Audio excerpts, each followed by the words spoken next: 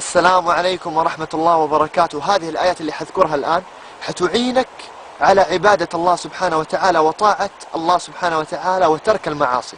يقول الله سبحانه وتعالى: ألف لام ميم أحسب الناس أن يتركوا أن يقولوا آمنا وهم لا يفتنون.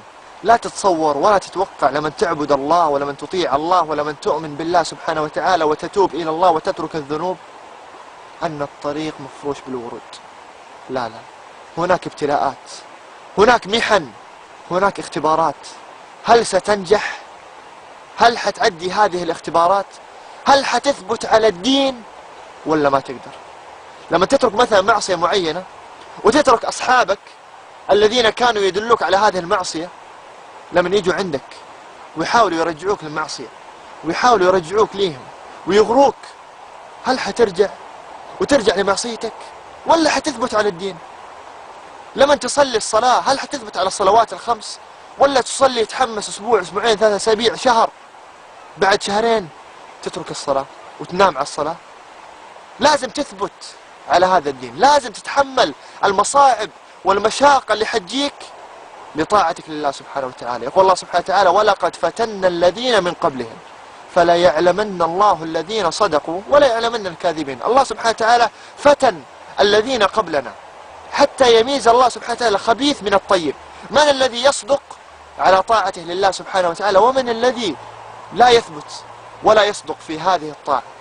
فالصحابة كانوا يضربون، كانوا يعذبون، بل قتل منهم من قتل. هل ردهم ذلك على الدين؟ أبدا. كانوا ثابتين على هذا الدين، كانوا مهما ضاق بهم الأمر ومهما اجتمعت عليهم البلاءات لا يفكرون أبدا أن يتركوا هذا الدين. فأنا وانت ليه لما تجينا فتن بسيطة ولما تجينا شهوات معينة ما نقدر نثبت على الدين؟ على طول نتنازل وعلى طول نترك؟ أبدا لا. مهما صار ومهما حدث خليهم قدوة ليك، إنه في ناس قبلنا ثبتوا على هذا الدين فنحن نثبت على الدين مثل ما ثبتوا. ولا يأتي أحد يقول إذا كان طاعة الله سبحانه وتعالى فيها امتحان وفيها ابتلاء فأفضل إني أترك الطاعة لأني ما أبغى ابتلاء. يقول الله سبحانه وتعالى: أم حسب الذين يعملون السيئات أن يسبقون ساء ما يحكمون. هؤلاء الذين يعملون السيئات الكفار والمشركين لهم عذاب أعظم من البلاءات هذه التي تصيب المؤمنين، فهم حالهم أسوأ بكثير. فما في مقارنة. ساء ما يحكمون من كان يرجو لقاء الله فإن أجل الله لآت. أنت لما تعبد الله ولما تترك المعاصي أنت ترجو لقاء الله، فإن أجل الله لآت. أبشر أبشر، حيجي هذا الأجل وحتقابل الله سبحانه وتعالى، وبإذن الواحد الأحد تدخل إلى جنة.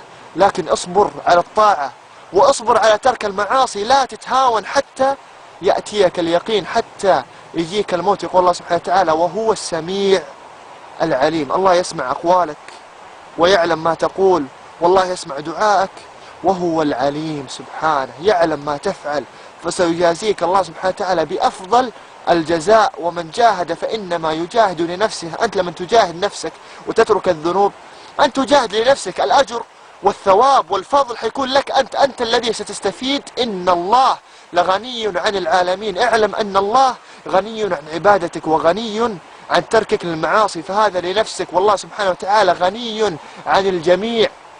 إيش الجزاء لهذا كله؟ إيش الجزاء لتركنا للذنوب ومحافظتنا على طاعة الله سبحانه وتعالى؟ والذين آمنوا وعملوا الصالحات لنكفرن عنهم سيئاتهم. أول الجزاء. ثم يقول الله سبحانه وتعالى: ولنجزينهم أحسن الذي كانوا يعملون. يا رب يا رب أجزنا بأحسن ما كنا نعمل، واغفر لنا وكفر لنا ذنوبنا يا أرحم الراحمين. الله يجعلني وإياكم من هؤلاء المؤمنين يا رب العالمين.